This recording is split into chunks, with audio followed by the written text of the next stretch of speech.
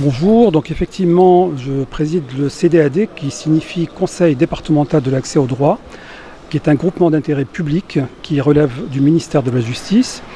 Et le but de ce CDAD, de ce conseil, qui se compose de différentes personnalités, de différentes associations et partenaires institutionnels, c'est de permettre l'accès au droit partout et pour tous sur l'ensemble du territoire du Vaucluse.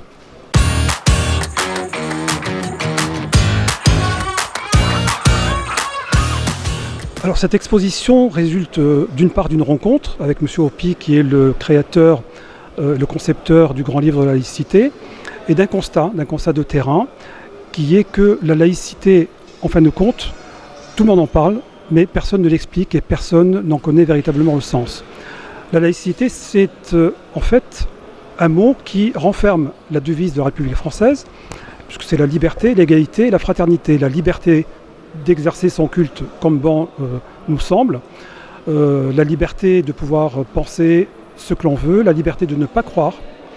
C'est l'égalité, c'est-à-dire que cette laïcité est censée protéger l'ensemble des citoyens et de leur permettre de façon neutre et impartiale d'exercer en conscience leurs croyances. Et la fraternité, c'est tout simplement le vivre ensemble.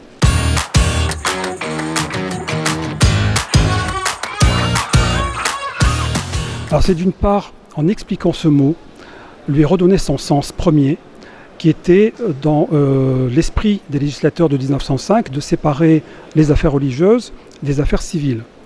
Il faut en fait reprivatiser la foi. La foi est quelque chose d'intérieur, de personnel, et ne doit pas être dans la sphère publique.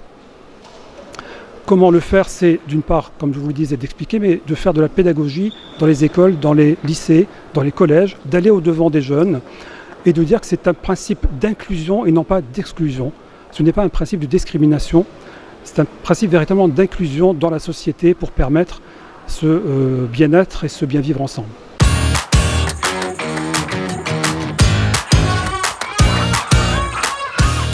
Tout à fait. Donc, je peux déjà vous indiquer que cette opération est en partenariat avec la protection judiciaire de la jeunesse, qui relève également du ministère de la Justice.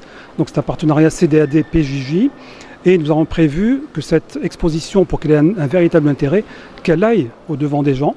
Et donc elle tournera non seulement dans les maisons de service au public, les MSAP, mais également certainement au centre pénitentiaire. Nous attendons la visite du directeur du centre pénitentiaire du Pontet. Donc elle ira dans le centre pénitentiaire, elle ira dans les collèges, les lycées, la faculté certainement, tous les lieux où on nous demandera qu'elle soit.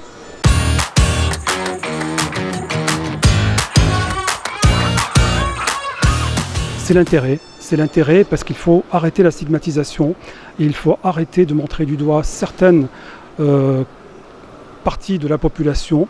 Il faut qu'on redonne du sens à la laïcité, il faut qu'on redonne du sens à ce principe qui, encore une fois, j'insiste sur le mot, est un principe d'inclusion.